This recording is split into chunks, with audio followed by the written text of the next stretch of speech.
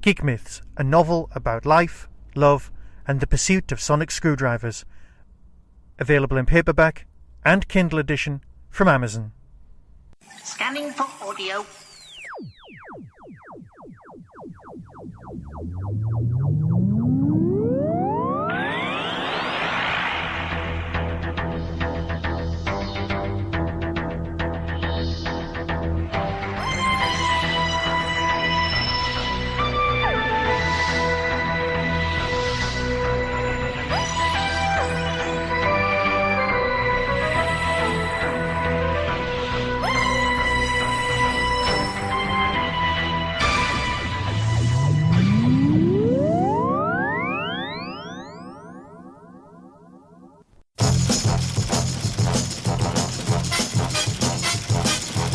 Hello everybody and welcome to episode 18 of the Ufocast, The Sound of Silence. No, not the Simon and Garfunkel song, the 18th episode of UFO, the first to have been produced at Pinewood. Though for a large part of this we're on location. And once again we are joined by Andrew Smith. Hello. Of Doctor Who fame, and Michael, as ever. Oh, hello. As always, it's me, yeah. Let's just dive straight in. Michael, do you have a dodgy synopsis for us? One dodgy synopsis. It needs a tune, needs a theme tune. Right. Okay, here we go with the dodgy synopsis for The Sound of Silence. Some sinister and mysterious questions come to light following a series of strange UFO experiences. Surely that's a description of the actual program. International show-jumping champion Russ Stone disappears, the horribly mutilated body of the local dropout and his dog are found, and the UFOs are seen present. It doesn't even make sense. Okay. When Shadows depth charges a UFO that has fallen into a lake, a cigar-shaped cylinder is the only thing that comes to the surface. What or who does it contain? Again, that is a really dodgy description. There's no mention of the flying saucer that's being used as a human shield thing, which is quite clever. Where do these synopses come They're from? from the complete Jerry Anderson TV episode guide, which isn't complete, Right. published by Box Tree sometime in the 90s, which I got... You need to switch over to the complete book of Jerry Anderson's UFO, I think. But we would. But that synopsis, we've got that. But that synopsis is, proper and doesn't even remotely raise questions because that it's not as amusing. It's not as amusing. Yeah, you could appreciate it. But yeah. Oh yeah. Well, okay. It adds, Sound a of bit, Silence. it adds a bit of character. Flying saucer comes to Earth. Some stuff happens. There's a weird dropout who looks a lot like Richard Beckinsdale. And that's kind of it, really. Though there's something to do with and the Valeyards there, and so Slotty Bardfast. What more do you need? Oh, you've spoilt my Anderson and Doctor Who watch at the end, and my special Hitchhiker's Guide section. But anyway, it's fine. You know what? I'll take it back. We'll save it till the end. But the Who watch this time has got someone who wasn't in Doctor Who, but was supposed to be in Doctor Who. Ooh, do you know who that is? Yeah.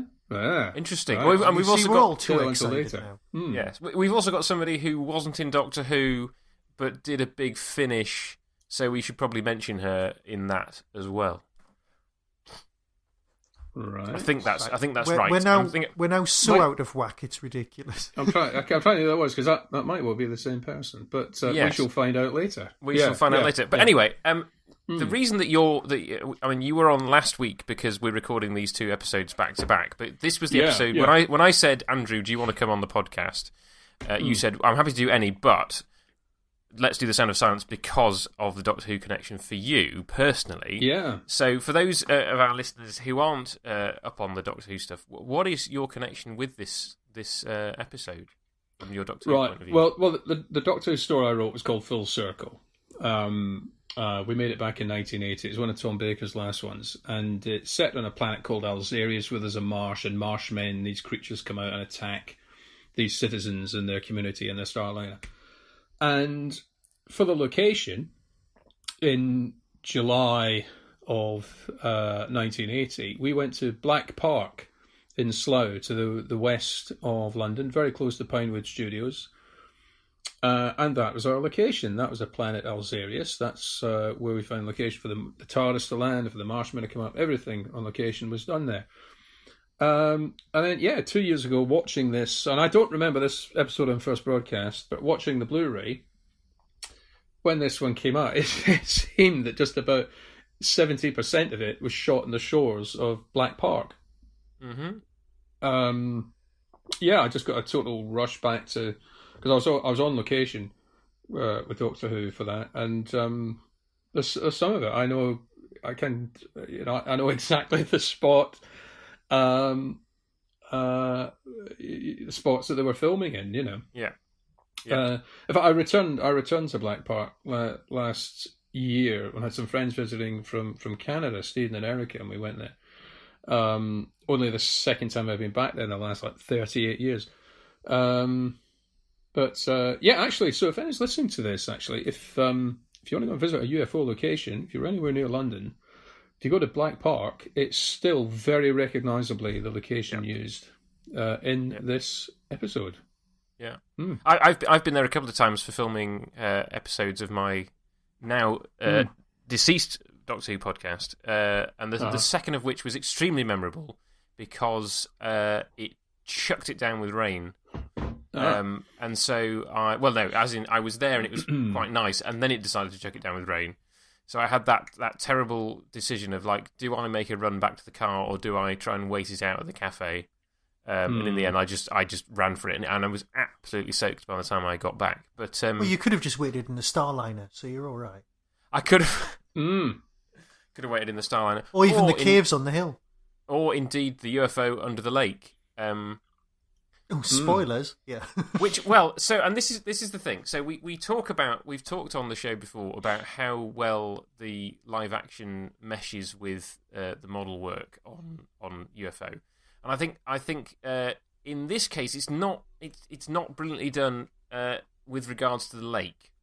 In terms of the footage that you see on location looks like Black Park, and then the model of it is not quite up to snuff, I feel, in terms of replicating what you see on location. It's a big ask to it's a massively big ask. I'm not complaining. I'm just saying it's noticeable. Yeah. Well, the mobiles are when they're travelling, there's massive gaps in the trees, and the actual filming of the live action sequences, the trees are very, very tightly packed.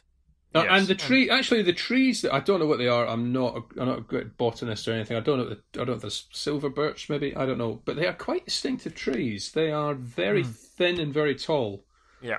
And I think they're not the obvious thing you go to if you're making a model forest. Obviously, they'd want to match it as best as they could, but it wouldn't be the easiest thing to replicate, to be honest with you. Yeah. No. Yeah, you're right. Can I just make it? There's something I need to say about both of these episodes before we do these podcasts. Obviously, I watch the episodes a bit, but I like to listen to them as though they're audio dramas while I'm at work.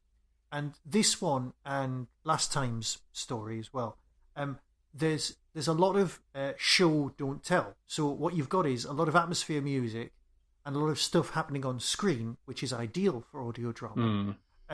So I actually caught myself going, I have no idea what we're up to. And normally when I'm listening to an episode of UFO, I can listen to it and I can just remember where we're up to and it's fine. But with these two, it was very much, there's just been a lot of music for the last couple of minutes and the sound of a truck going past.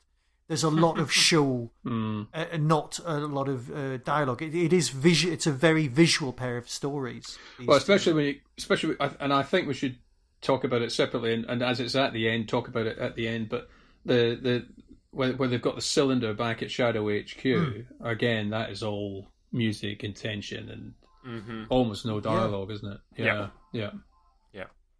So there's a lot of that. So it's quite different from some of the earlier episodes, but it is just as nice. Yeah. But yeah, visually very nice. There's some lovely way it's been shot. The business with the horses running. I mean, the horses are notoriously difficult to use on camera usefully. Yeah, and it's a very good looking episode, isn't it? Yeah. I mean, the location helps, but also speaking of location, Couple of things about that. I mentioned it's near Pinewood Studios, which is where the show is now filming from. So it's right on their doorstep. And this was the first episode filmed there, I believe. But also the farm. Now, the writers on this are David Lane, who had direct. Does he direct this one? I can't remember. Yeah, he does. Yeah, he does. So he writes and directs. And Bob Bell is a co-writer, and Bob Bell was the art director on this. Whether he had any writing credits before, I don't know. But he You're massively spoiling Anderson Watch now for us, Andrew. All right. But, I think we're allowed. Say, we've got guests in. We're allowed.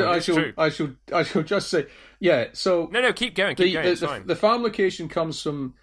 So he'd spoken to David Lane, and he had a friend lived near him in Jordans in Buckinghamshire, or a family that he knew who owned this Stone Dean farm. And he went to them and it suggested that as a location, that suggested an element of the story to him. And then he went to the family there. I don't know if I've read it anywhere. They might be called Stone, but said, would you let us use your farm for filming? And they said, yeah, certainly. And then it very unusually for television. Not only does it turn up in the episode, but it's called Stone Dean Farm in the episode, isn't it? Which is really quite bizarre, especially when you've got some unlikable characters who like Michael Jason's character. There isn't anybody likable in this. Slatty Bartfast is quite likable. He's lovely. He is. Yeah. He's all right. Susan Jameson's character. No, Susan Jameson's I must admit, I did at one point go and check, are they brother and sister? Because there's a bit of chemistry. This is, I don't know how it's been played or how it's been written, but it's not immediately obvious. Yeah, she's their sleeping relationship alone. is. But early on, it's not immediately obvious what their relationship is, and then it only becomes clear when I don't know whether she's explicitly referred to as being they're referred to as being siblings, but it's not immediately obvious from the context of their relationship what their relationship is. No, I think the banter with Slarty is definitely more brothery, sistery kind of taking the mick out of a father thing. Because I think if one of them is a father-in-law, then there's a bit more respect usually, and I think it's been written well enough for that to be more. But you are right. But they're both very horsey people, so I don't know if that. And the horse riding stuff is very well done, very well filmed. Although, did you see the very obvious crew member at one point? Yes, the guy in the red shirt. There's a sound boom operator in a shot, isn't there? Yeah, I mean, I suppose you can miss it, but and for those who are listening, if you haven't seen it, if you go to the bit where Michael Jason's character, they're by the shed fairly early on. They're by the shed on horseback, him and Susan Jameson, and they confront Cully. I think I can't remember his name, but Cully, Cully, the dropout, I think it's called in the synopsis. So Michael Jason approaches him, and then Susan Jameson rides forward, and as she does, there's a sound boom operator in a red shirt just to make it more easy to spot. Just fully in shot just behind her. Yeah. The other thing about that scene, and I don't know whether either of you spotted this, and I found it incredibly distracting, is the reuse of the music cue from Joe 90. It's very distracting to me because there's obviously a lot of fresh music written for UFO, and so when a music cue from a previous Jerry Anderson series crops up, it's immediately obvious. Well, it was to me. And partly the reason it's obvious is aside from the Joe 90 theme, it's the other track that gets released on albums of Anderson music, and it's from the episode called Hijacked, where Joe has to sort of infiltrate a gang of gun runners, and it's a great track, but it just doesn't. I felt it didn't really work with the scene of Michael Jason chasing him through the wood on a horse. Yeah, actually, I think you're right. Yeah, not that I recognise the music, but I think you're right. It doesn't really match. And it's one of those. And I suppose yes, I suppose particularly if you know where it comes from, you're like, oh, this is very odd that this is turned up. I think the reuse of kind of the old music cue from Stingray with underwater stuff works better. But that one for me was quite jarring when it turned up. But I'm being nitpicky. This is a good story. Yeah. Speaking of jarring, and I might be giving away my approach to this by using that word, but what do you think about the scene where Cully comes to the farm at night and Susan Jameson wakes up in I her was nightie waiting to comment on that. I really was. It's very questionable. Yeah, it is questionable. I think it also throws up something that's a bit of a problem with UFO, and that it's trying to have its cake and eat it. And this is a series that really has to appeal to the family and to young kids. Right. And the inference here, you can, it's quite heavily implied. He's come here to rape her. Yes. Yes. We see him. He has these. It's quite oddly edited, actually, isn't it? With these flashes where he's sleeping and see. Yeah, because you don't know. It's implied he's having a fantasy, but then we could the reality, which looks exactly the same because it's basically been shot at the same time. Yeah, that's right. And it never quite commit to being totally explicit about that. But the inference, the strong inference, is there. And again, this is a program that really in finding its audience, it maybe has gone too far with elements like that, which, to be honest, is completely unnecessary. He could just be coming to the farm to get some food for the sake of the story. Yes. But when he gets bumped off, you're not meant to go, oh, he's been bumped off. You're meant to go, well, he was a wrong in any way. Like, narratively speaking, so that you don't have...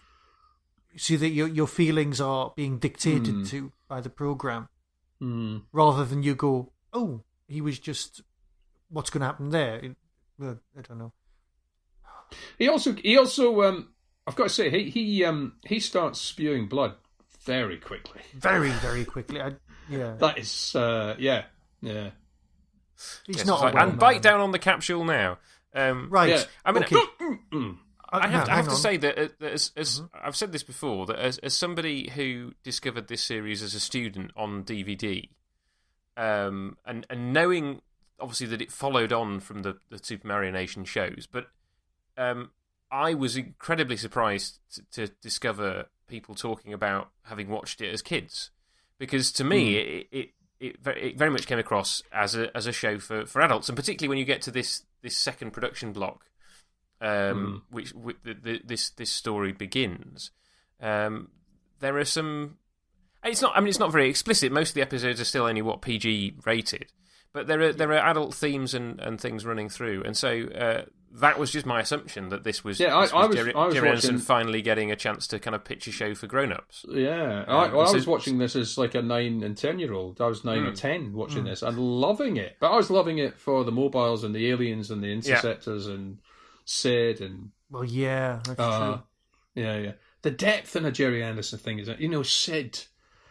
And all these things, and the skydiver setup, and there's so many layers to it. It's so typical. Yeah. It's like Space 1999 has that same thing. Or it's like comlocks, just little devices and things. And But get back to the main point we're talking about. Yeah, I watched it as a 9 or 10-year-old kid, and I loved it. I mean, like I said, I don't specifically remember this one, but again, I think it bumped around the schedules a bit, and I mean, obviously there is one episode coming up that I don't know if it's even broadcast for a long time because it dealt with drugs. Yes. This one, which Jerry Anderson, all the way through said that was beyond him. He hadn't even spotted that. Yes. Which it's a bit surprising. Some regions didn't broadcast that for a while. But no, I mean, but many did. In I'm just looking at the book. Yes. So in fact, in Yorkshire, they were 6 episodes they didn't get till 1974. They got all the rest in 1971, and then they didn't get 6 of them, including the one that we're talking about, the long sleep. Right. But yeah. So we have. So also the murder of Cully brings up another point in the ongoing story about the aliens. In that we, as far as we know at this point, they're coming to Earth to take humans for body parts, one at a time. And you kind of think, well, in which case, why do they murder him? Because he's much readier. In fact, I'm watching. He's dying right now. I'm a couple of minutes ahead of you. Why do they murder him? Because what's wrong with his body? And again, there are more questions than answers. Is that more to do with him being I don't know what the politically correct term would be, homeless? No, because the other guy's like an Olympic athlete. Oh, we'll have his body. You know what? I've got a feeling this occurred to me, and then a solution came up in the story, and I can't think what it was. I just can't think what it was. But there was, even murdered the dog, didn't they? Did they murder the dog? Yeah, there's a freeze frame yes. and it goes off. But the dog is clearly breathing. Oh, quick question about the dog. Right. Now, I've got no issues with the way that some people's voices in the programme are clearly somebody else's voices. However, the noise the dog makes is so blatantly a person going woof, woof, woof, woof, woof. Do you know who that is? No. Do you know who that is? It's not Sylvia, is it? It's Percy Edwards. No. There's a credit, and I only noticed it this time around, getting ready for this. Animal Noises by Percy Edwards. And I thought, and people who don't know, and there'll be a lot of people listening who don't know. There really will be. But he's a guy. It's a guy who made his career. This is what life was like before the Xbox and DVDs and VHS and being able to, other sorts of entertainment. We had people on TV who would just do animal noises, and you go, and he was famous. He would be on That's Life every other week. Yeah. Oh, got an odd and character. Blue Peter, yes. He did some. No, that might be Who Watch, but I've got a feeling. Yeah. Anyway. But all right, but it wasn't just me thinking that it was the oddest sounding dog known to man. Yeah, it wasn't. Yeah. I mean, if you're going to talk about him in Who Watch, I have not got anything on this guy because I did not know this. I have never heard of this guy before. I'm a generation sort of later or so. And yes, whereas I'm of the generation, I see Percy Edwards on the credits. Bloody hell!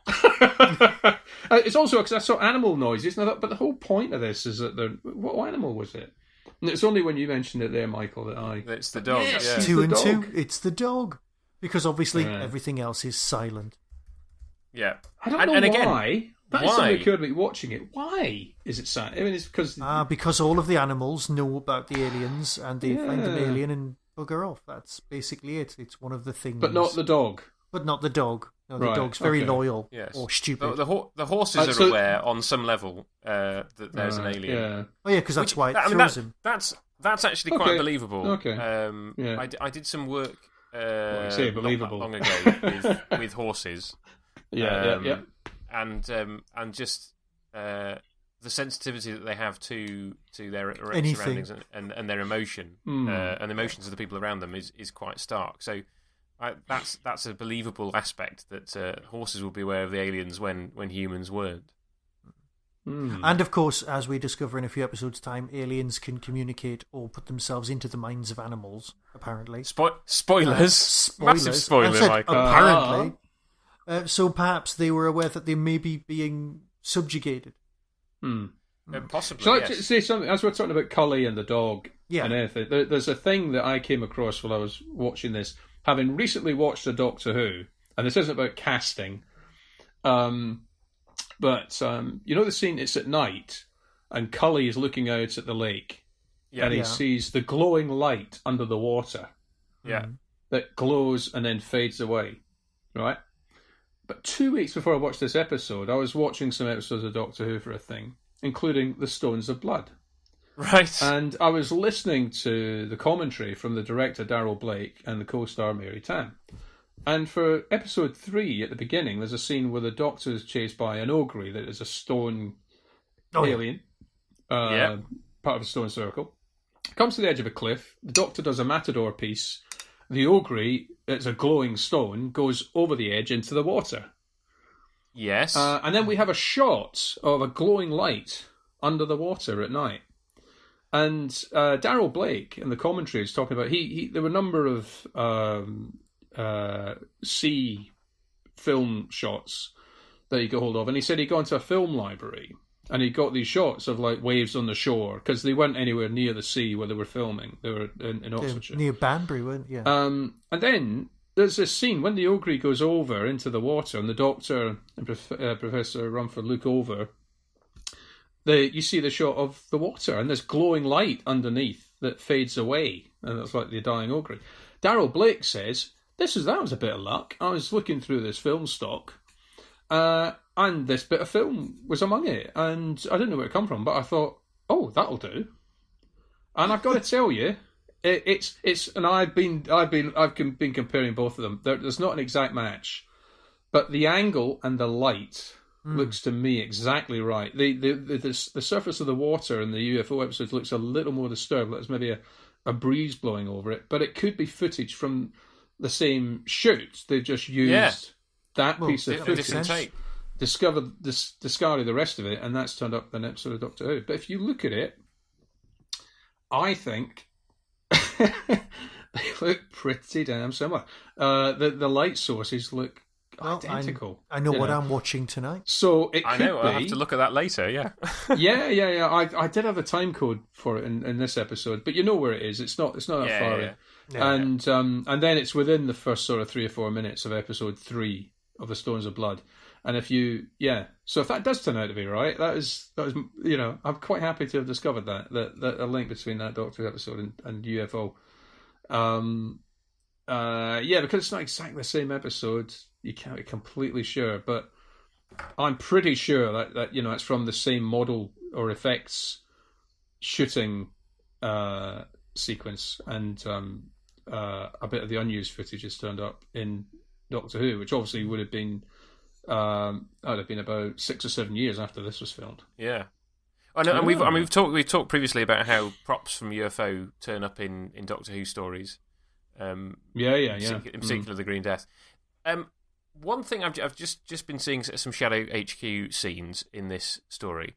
There's a couple of things I feel to note about Shadow HQ now that we've moved to Pinewood. And I don't know whether it's just in this episode. We'll see as we go over the future episodes. They started shooting from a different angle. And so it's almost like the camera's over on the other side of the set. And the fourth wall has been moved. And the other thing to say, and Michael and I both have our Keith Ford Rocks t-shirts. Keith Ford is another is another character who will take no more part in the story. But his absence leaves a hole that, in this story at least, is filled by Aisha Bruff, who we talked about last week as someone that I'd met. And she now has a bit more of a role. She sits at his desk doing his job. Are you telling me there's no more Keith Ford? Did you not know that? I'm deeply upset. Oh, I'm sorry you had to find out this way, Michael. I'm sorry. Yeah, that's awful. I need a drink. Sadly was one of the actors that wasn't available when they started up production again. Oh, but he rocks. He does. He does rock. You've not heard the Benji and Nick episode where they review UFO, but they have such a go at Keith Ford, and it's just like the one I had at the beginning of this whole run. Yep. And I sent Nick a link to the Keith Ford Rocks t-shirt, and he wasn't impressed. It's very upsetting. You have to get him to watch more of the show because he doesn't come out that first episode very well. On the other hand, Michael, Aisha. Yeah. And we got Benedict Cumberbatch's lovely mum coming up. Well, swings and roundabouts. There's another spoiler, But Aisha, I've got to say, Aisha. It's kind of odd, again, watching this again, it's odd seeing her. Because she used to be, she was a personality, I think she was a model, but she used to turn up a lot of kids' TV. She was a presenter on something. I can't remember what she did. I don't know if it was like How, or, there's a program called How. She did a program called Lift Off with Aisha, which was essentially a sort of junior version of Top of the Pops. And when she was cast in UFO to start with, that was to excuse the pun, that was just taking off. By the time they finished filming on UFO, she was a lot more famous than when she started. which is Gotcha. why her role is quite minimal. But they did try to give her as much stuff as they could. As she was more in the famous. 70s. Yeah, that's right. Because this had been 69, Yeah. they would have filmed it maybe into 70, and but in the 70s she was ubiquitous, and she turned up a lot in Look-In magazine, the in inverted commas the Junior TV Times, Right. which again, if you were a kid in the 70s, you got Look-In. You You just had certainly to, you did. know. We couldn't afford Yeah. Look-In. I Oh, used to go yeah. to the newsagents and read it and be shouted at by Colin Noble, the man who owned the Noble's newsagents, where he would go, he would say, "It's not a bloody Not a library, library. you know." Yeah. That was the best she's, impression of Colin Noble you will ever hear. Yeah. But yeah, But I mean, UFOs are nostalgia. I think Aisha, she's her own little pocket of nostalgia right there for someone again who was a kid. And I was 10, so it was fairly pure. So basically, what you're saying, Andrew, is that if you could have taken my place a few weekends ago at ShadowCon to be the interviewer for her, you would have jumped at the chance. I would have probably just sat there batting my eyelids at her, to be honest. I used to, oh man. What it used to, I wouldn't say no. When I was a little boy, oh man, hello. Because actors and actresses absolutely love to hear that. When I was little. Yes. Yes. I refrained from mentioning my age, I think. No, I get that. I get, do you know, Full Circle is my first memory of that. Oh, right. Okay. Mine was black and white, Patrick Troughton. Fine. Yeah. I wasn't even alive when Full Circle went out, so... well, there you go. My youth. Yeah. That's fine. I shall shave off my grey beard tomorrow. Sadly, I think this was something that she said to somebody else at the convention. None of Liftoff survives. So she's always looking for people with their own video tape collections from the time to see if anything has turned up, because obviously she gets no residuals from the programs because they're not unlike Top of the Pops, which gets repeated on other channels. It can't be repeated because it no longer exists, which is a real shame, I guess, particularly for her. But it's nice to see her getting a slightly bigger role in the show now that sadly Keith Alexander has had to leave. Yeah.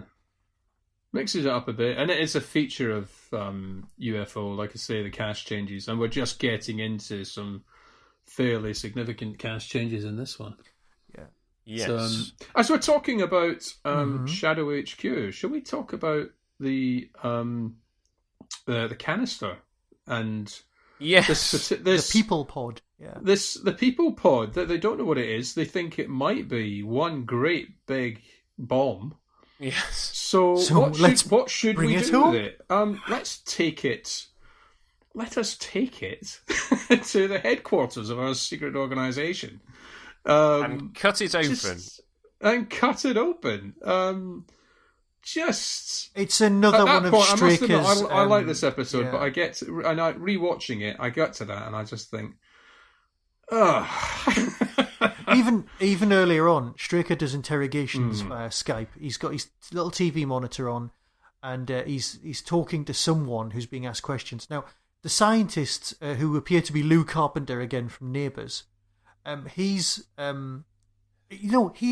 definitely in the same room. They just go down the corridor and come through the door to have a word with the bomb thing. Yes. And you're right. They would have put it somewhere in like a Hangar 18 somewhere. And he could have done this over the phone, because then, as an audience member, you would have been like, "Oh, it could explode," because all of the characters around the bomb in inverted commas aren't regulars, so they could die, which instantly makes you think, "Oh, there is a bit of more jeopardy." Yeah.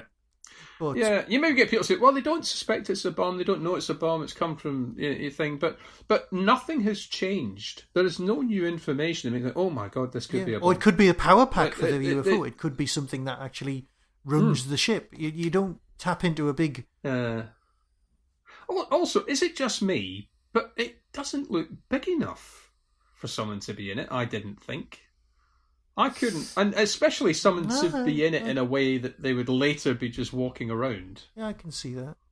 You mean they'd folded him up for the journey? Yeah, I couldn't really get the scale of it right for that. In my head, I found it each time I watched this, I found it very odd. Oh, and then it all goes a bit quick. So then see him like walking around. Yeah. I have to say that you haven't touched on the most annoying part of it, which is the fact that they drill a hole that's about 3 centimeters deep, and then bring out a thing that's about 10 centimeters thick, and you're like, well, how did you drill that out with a thing that only goes that far into the casing of the thing? Yeah. Yeah, because it's got a top on it. It's not like it could cut down, and you're so right. And yes. Well, however, I am just watching the scene where they get the UFO out of the lake, and that is fantastic. Just the depth charges and the machine gunning, and the fact that one of the Shadow mobiles gets totaled by the aliens. That may be the best. That may be the best mobile sequence in the series. Yeah, mobiles on the attack. Yeah. Well, it's one of those things where you go, oh, they've got depth charge firing things, they've got machine guns. There's just suddenly a lot more to them than because for the longest time they've just been sort of glorified buses. But perhaps these are the replacements after one of them got totaled. In that in the episode with the Quonset Grig guy. Yeah. Yes. ESP, yes. For those who don't get the Doctor Who references.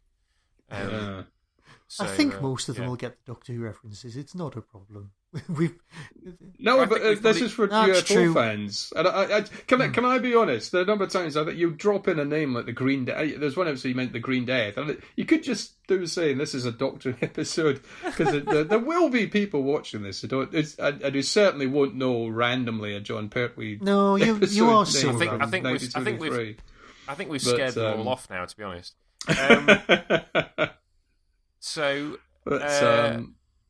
We've diffused the not bomb. And I mean, aside from all those niggles we've just talked about, it is a very tense scene. It's very well scored and sound affected. And for a story that's called The Sound of Silence, there is that extra kind of focus on the sound of what the story is. So I think that is quite effective. Were you? I mean, this is the thing, guys. Were you expecting what were you guys expecting it to be? Well, I expected it to be parts of him. Right. That's what they were saying. I thought it'd be bits of him. That's the thing. It's meant to turn out to be a heartbeat in there, but that didn't. Again, I didn't really get the heartbeat thing. I thought, was that meant to be a heartbeat? I think they were trying to obfuscate the fact, because it should be obvious. Oh, it's a heartbeat. There's someone living in there. It is. Well, actually, all they say is, and I've watched this for a few weeks, but they say something. It's a regular tone or something. Yes. Whereas in fact, they should be able to just go, oh, that's I'm a doctor. Hang on, well, that's a heartbeat. Isn't the implication that they've slowed all of his functions down for transport? Using whatever. He said using the cold in the. But it's still something that I think that comes across as more electronic than organic. Yes, I think the way it's done, which is I think the way it might be the way of saying, well, in post production even saying, oh, we tried with a heartbeat, but it kind of gives the game away, that there's someone alive in there. Possibly. Yeah. Mind you, though, when you hear when you're in a hospital and there's a heart monitor going on, what you're hearing is the bleep of the machine rather than a heart noise. So that's the machine giving an audible reading for a reason. But I think if you've got stethoscopes and checking for sounds and things, then what you're going to get is a heartbeat. But that works. But again, I just got to think, I never really got the sense of the scale of this thing, that it was of a size that you could get a full human body in it, But obviously, I was wrong. But I'd have to go back and look at it again. As the angle it's at, I've just seen the scene, and it looks as though it could. Yeah. Arguably. Yeah. Yeah. Yes. But I think you've also got the fact that, in reality, it didn't have to have a person in it. They didn't stick Michael Jason inside, because you never actually see him come out of it. And it could be that the prop genuinely isn't big enough to put him in. True. Yeah, I think it is. I think that's an issue. It could have really done with it, seeing him in, open up, and there he is. Yeah, it would have made things more obvious. It would, yeah. And then, having brought this potential bomb to Shadow HQ, they bring his sister to Shadow HQ in a dress that we will see again. I was going to say, with the first appearance of the dress. The dress, which, again, looks, from what we've seen of her up till now, apart possibly from the skimpy nightie for the that's been decided to dress her in for the night scene with Cully dies, just seems quite out of character. It really does. Character, unless she's got a job at a pole dancing club. Well, it's a very easy wipe down top. Yeah, it's no, and also we do see it again. We see that one dress now. I know Sylvia. The thing is, right? I've got a weird relationship with the costumes because Sylvia Anderson's going right. These are the costumes, everyone, and she's a woman, and she's dressing other women in costumes. I wish I could have just asked her about her approach to all of this, because it raises more questions, and I'm just interested in knowing what her approach was and why she was doing that, because this is a woman who is quite horsey, and the other horsey people that I've known in real life dress quite practically because it's their passions that are important to them rather than the fashions. And that's perfectly reasonable approach to life. It's out of character, that's the thing. I mean, we see it, I think, in Psycho Bombs, obviously coming up, and there it you know, as I remember, it's fine. It kind of fits the character, or it actually tells you something about the character. Yeah, possibly. and here it's a distraction. Kind of outgoing. Outgoing and confident, and but for Susan Jameson's character, what we've seen of her up to now, it kind of takes you out of it. Yeah. And there's also just the fact that when they prepare to inject her with the amnesia drug, she already seems a little bit out of it. Yeah, already. And the amnesia drug, that's something I really don't like. Stuff, yeah. You know, the retcon stuff. You know, we've got it in Doctor Who as well, and it's really not nice. And what then really makes it unpleasant is Paul Foster then rocks up at the farm. I'm just checking to in. Chat her up, you know. And I thought, if I was his boss, he and I would be having a conversation. To be fair, this whole program is littered with things like that. It's not the first time he's done it either. He did it way back in the Dalek. Yeah, the entire narrative was about that.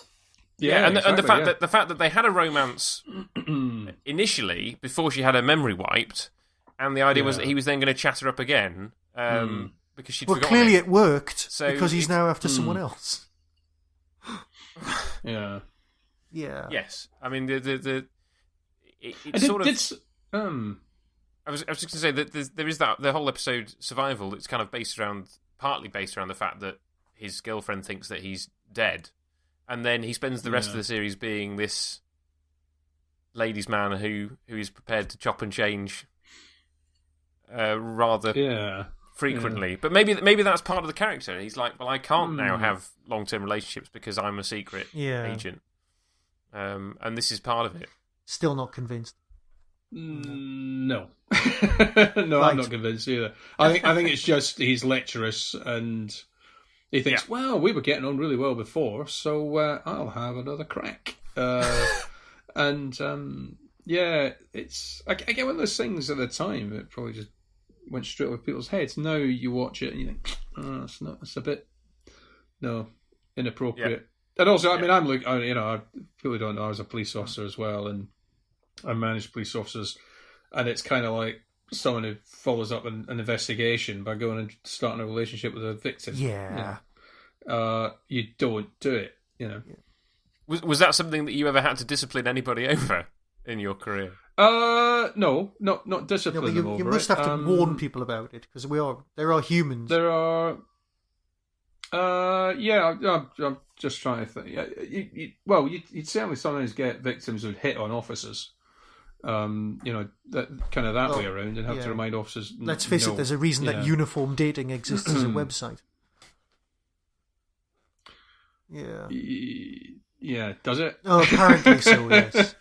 So there's a lot of lollipop women out there, and lollipop men, very popular, Yeah, but there is. I mean, the serious point is there is a thing of you got victims, witnesses, and things that officers do not have relationships. Oh yeah, Yes. And this is in that same... And this is obviously something that touches nerves with me more than it would a lot of people. But so that makes me and also, comfortable. Paul Foster's got form for this. That, as you said, it's like you've done it before. Yeah. Yeah. So. Yeah. Plus, you got the reprehensible thing of wiping people's memories, and yes. Yeah. Which arguably with the square triangle was worse because in that story they knew that they'd stumbled onto a murder plot and then let it happen. Which you know anyway. what? I'm going to have issues with that story for as long as that story exists for that reason. Because quite clearly they could have just phoned up someone with a tip off and just gone, think this person's got something in mind, and But even in Torchwood, it's got it's the same chemicals, but it's got different, it's got the same outcomes. Yeah, but at least Torchwood, we've got the horrible thing where Gwen decides to confess to her husband Reese that she's had an affair, and totally put her heart out to him. I'm terribly sorry, I've had an affair. That's terrible, terrible. And at the same time, she's fed him this memory wipe and drug, so he will remember nothing about it. But hey, she's confessed. Yeah, and that is terrible. That's a horrible thing to do. Yeah. So at least UFO never went that far. No. But there are, as we've said before, there are far too many similarities between UFO and Torchwood anyway, because it's a secret organisation trying to defend the world from flying saucers, from aliens. But it's very different. It's got its unique selling points, and that's what makes it great. Yes. Oh yeah, and it's not like this isn't something that, like, I mean, Men in Black does it. This is part of the genre, isn't it? If you are doing a show about the fact that aliens exist, and you're trying to keep that from the general public, there has to be ways of manipulating. It's the Get Out as well to make the series feel more real, as if it could be happening. But... Yes, and the fact that they only have to use it on a few occasions shows how well they generally do manage to handle the situations without having to reveal themselves to the general public. Narratively, it allows you to obviously have these characters interact with stories with us aliens and whatever, without having to say, well, hang on, why don't these people go away and talk about it? Yeah. It's just, it'd be nice if we could have a less morally reprehensible way of doing it. And there's never been a story with somebody where it just didn't work on them. What would you do with them? Because not all drugs work on everyone. So, the only time it wouldn't work would be if it was narratively convenient for it not to work. Yes, because it is a narrative device. That's all it is. And I suppose you do have the implication. I forget which episode it was. We talked about it previously. That if somebody from Shadow wanted to leave, that the implication being that they would bump you off rather than wipe your memory. But I don't. That's not any less morally sound, is it? And yeah, but I'll tell you what. It is a really good device, and it can give you a good gag as well. And the one that often doesn't stand up to scrutiny, and the best example of that is in the Doctor Anniversary story, The Day of the Doctor. They've got the Black Archive, where the worst weapons that have been recovered are, and the guy on the door. I want to know his name. Like Perkins, is it? Sounds on the door. Yeah, something like that. But anyway, the guy's on the door.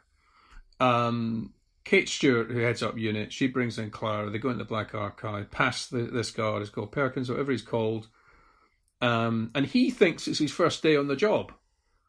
But he's been there for how long? 10 or 20 years? Yes, something like that. Which is something that you think, because they've got these memory wiping things in the ceiling, and his memory gets wiped every day. And it's a great gag, but it completely does not stand up to scrutiny, because obviously he's got other people in his life. He's getting older. There are so many things in day-to-day life that actually, hang on, something is not right here. Yeah. And actually, because of that, that's the thing. It takes the curse off that one. It's not a terrible thing to do, because actually it's completely impractical and wouldn't work anyway. But it's a nice gag. Yes. Just to say, it's his first day in the job. No, he's been here 20 years. Yes. We wipe his memory tonight. He's been here 20 years. So, in a situation where you're not really thinking about the human implications of it, it's just a nice little gag. Yeah. Yeah. Yeah. and you don't think about it when you're watching the story either. No. Whereas with this, when Foster returns to the farm, I'd think, oh, you slimy git, and yeah, if you were one of mine, we'd be having words. Get into my office. Right. So before time completely gets away from us. So, yes. Yeah. Do we have anything final to say before we go into Anderson Watch and Doctor Who Watch? I just wish they'd got a better dog. None of the dog itself was good. It's the voice. I just wish they'd got proper barking. Right. Well, in which case, let's dive into Anderson Watch. You've already touched on this, Andrew. We have David Lane, who we've talked about his directing career elsewhere, but he's a writer on this one. So previous episodes of UFO Cast will have dealt with him. But his co-writer Bob Bell is also a very familiar Anderson name. Who this is his only Anderson writing credit.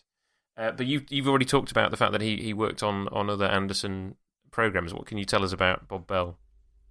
Not a lot. He was the art director. I mean, David Lane, I know. Bob Bell, I'm sorry to say, I don't. I know he's the art director on this because I know the background of this episode. But actually, sorry, I don't actually know a lot about it. Well, I mean, he goes back to Four Feather Falls. So he did. Oh wow, that's right. The early days. Of exactly. Jones, So he did an episode of Four Feather Falls. He did 5 episodes of Fireball XL5, and then he was art director through Stingray, Captain Scarlet, Thunderbird 6, the Thunderbird movie, Doppelganger, UFO, and The Protectors. Oh, he's very much part of the family then. Yes, and then I mentioned I spoiled it. I briefly kind of teased this last time. He was associate producer on 2 episodes of Terrorhawks, Space Police, which was the forerunner of Space Precinct, and Dick Spanner. I did like Dick Spanner. He was somebody that Jerry obviously brought back into the stable for the sort of later aspects of his Terrorhawks career. Was so good. But I know nothing about Dick Spanner. You keep mentioning Dick Spanner it, was, Michael, but I know nothing about Dick Spanner. Let me see. I can't remember what the program was called, but Dick Spanner was a few minutes long, moments literally, and it was a weekly drama, a weekly sort of film noir thing of a robot detective, and they were kind of expanded foam models done in, I suspect, stop animation, but I was never completely sure. It was very rudimentary because it was all in the gags and the puns. But I want to say Network 7, Channel 4 program Sunday mornings, with a definite teen target. And there was that, and it was a sort of running thing. I do own it somewhere. I think I had it on VHS for a while. I may have transferred it over. There was the Curse of the Maltese Parrot, I think it was one of the ongoing stories. It was. Can you think Morph in Vision On or Take Heart, and you've got a small animated segment of a larger show. It's like that. It's funny. The name meant nothing to me, but I've just Googled it, and for the images of Dick Spanner himself, I do remember having seen some of this. It's from 1986. It says. Right. So yeah. So I think I wasn't. I mean, I was 24 then. I wasn't watching, and 2 years into my police career, I was watching. I was 14. A lot of TV, and certainly wouldn't have been watching this. What the perfect audience it looks like for this, yeah. So that's Bob Bell. Yeah. You've already mentioned Tom Oliver, Michael. We covered him in Confetti Check A-OK because that was his other Anderson appearance. But as we've mentioned before, famous for being Lou in Neighbours. I did spot another one. And Lou's assistant. Okay, go ahead. In this I recognised from an episode of The Persuaders that was on ITV3 about a month ago. Where he played someone so psychotic he could have been in an Avengers episode. Well, I have him down as a very honorary mention in Doctor Who Watch because he was never in Doctor Who, but his name is Malcolm Reynolds, which is significant for any Firefly fans. That's the name of the main character in Firefly. He was in an episode of Moonbase 3, which obviously is not technically Doctor Who, but it was made by the Doctor Who production team in between. I want to say series 8 and 9 or 9 and 10 of Doctor Who. So the John Pertwee era. I've never seen Moonbase 3, but I thought I'd bung him in there as a sort of honorary. It's the program that honorary isn't mention. Star Cops, but people keep mistaking it for. I've just got the DVD of Moonbase 3. I've never seen it, but I've just got the DVD, so it's lined up to watch. I hear it's very hard sci-fi, but I don't know. I've never seen it, so anybody We shall who's await seen your it, let us reply. know. Yes, right. Anyway, we've got some more people to cover in Anderson Watch. So any ideas? Hang on. Are we? Oh, sorry. Have we done Doctor Who Watch? No. We'll come back to Doctor Who Watch. Okay, come back to that. Okay. But yeah, we there's a couple of people to cover on Anderson Watch. Right. If you spotted anybody, and Andrew, I think we talked about. Did we talk about Space 1999 this episode or last episode? I've already forgotten. They're merging into one. Either way, let's do it again. But anyway, I think it was last episode. I think. Well, okay. So the episode that you talked about as the one that you should watch if you watch one episode is Dragon's Domain. Yeah. And that crops up here because Susan Jameson, who played Anne Stone in this, who we've talked about. Plays Professor Juliet Mackey in the episode Dragon's Domain of Space 1999. You know what? I'd never noticed her as an actress until much later in her career when I used to watch New Tricks. And that was the first time I ever noticed her. And after that, I didn't realise, because in real life she's married to James Bolam.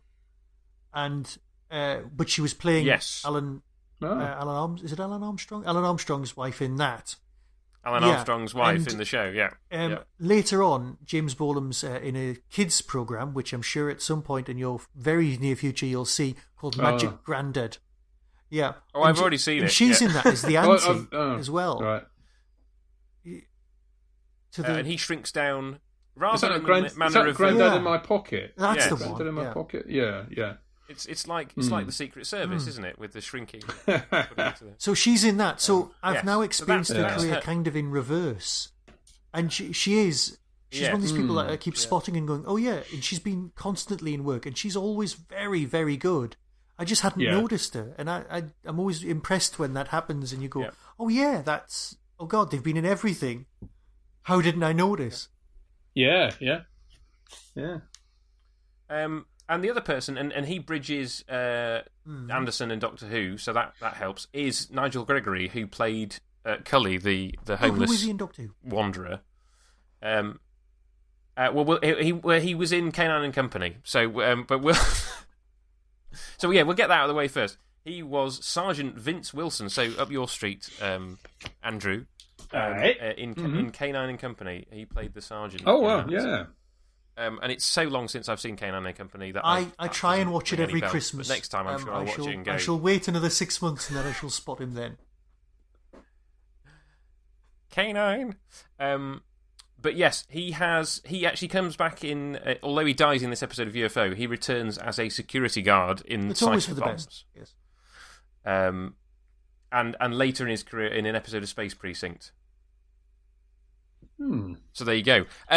We have one other person to talk about in Doctor Who Watch. Andrew, I think, has somebody else that he wants to talk about. But obviously, there's a main character here from Doctor Who that we need to talk about. Michael Jaston. Yes, the not. Yes. Doctor. Yes. Yeah. The Broom and I think Yard. we are recording this the day after, I think, Trial of the Time Lord has been on Twitch. So all the young whippersnappers will have been watching that performance of his. And I think whatever you think of the story, he is brilliant in it. Absolutely, yeah.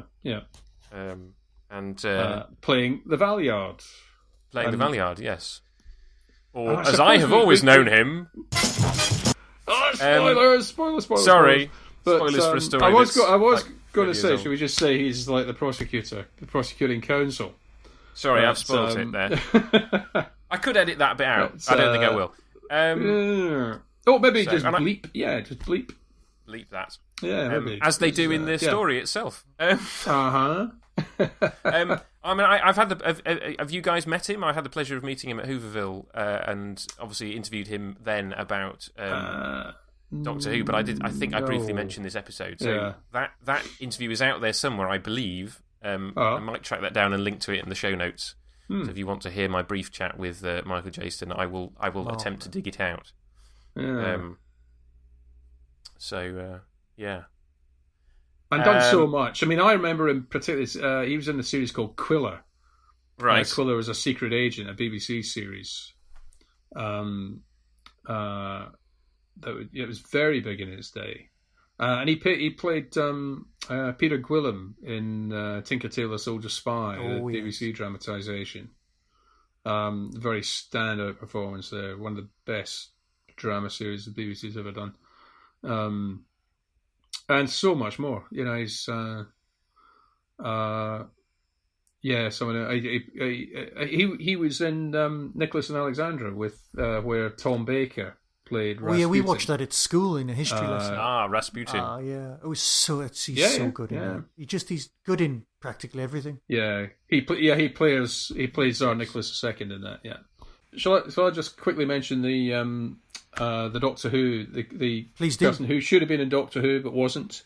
Susan Jameson was cast as the security leader in the John Pertwee story Colony in Space. She was actually cast and contracted to play the security leader called, I think, Morgan, who was eventually she was replaced by Tony Conser. And the reason that she didn't do it was because the powers that be, in inverted commas, at the BBC decided that it wasn't appropriate for a woman. Was this the one where she wasn't appropriate because the costume was all going to be all leather? You know what? I heard that recently. That's not what I heard. Just simply that it's felt that this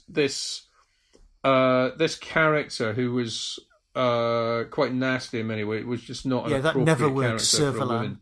Yeah. For a female character, it should have been a male character. You know. So no, I heard recently a thing about it wasn't appropriate for her to dress in the but the costumes. It was hardly as if they were like, you know, it wasn't bondage gear or anything, but possibly, but just that the role it was dictated that the role was not appropriate. So she was paid in full for the role, but she was replaced by Tony Conser. So she was that close to being a Doctor Who. As far as I know, she didn't do another Doctor Who. Well, but she and James Bolam together, I think, were in Spectre of Lanyon Moor. Certainly were. For Big Finish, very early on. Fugu. Oh, so right. She just about snuck in there. Yes. So, thank you very much, Andrew, for that wisdom and for being with us for the last couple of episodes. It's been absolutely fantastic. Thank you very much. My pleasure. It's been a real treat to join you guys. I've enjoyed the podcast, and I shall be listening to the rest of it. Good luck with the rest of it. And I always you always make me want to go back and revisit the episodes as well. And I like I say, I so love UFO, and it's great that this podcast is out there. Hopefully, not just for the people who know the series and love it already, but hopefully engendering new love and pointing people at it to watch it who might not otherwise watch it.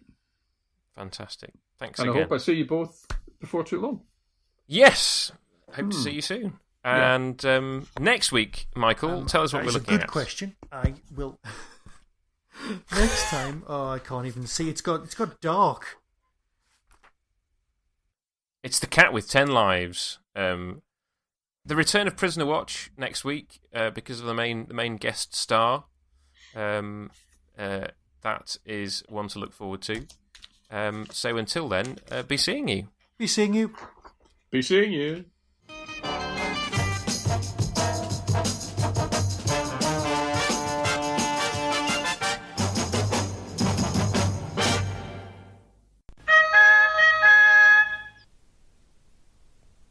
Early September 2018 brings Hooverville, the best little Doctor Who convention in the world. Visit the Derby Quad website for more information. That was the Doctor Who Tin Dog Podcast, available on iTunes, YouTube, Twitter, RSS, Vimeo, and across the internet. Doctor Who and its associated properties are all copyright and trademark of the BBC. No infringement is intended. Why not become a supporter by visiting patreon.com/tindog. contact the show on tin-dog@hotmail.co.uk. The Tin Dog Podcast is a founder member of the Doctor Who Podcast Alliance.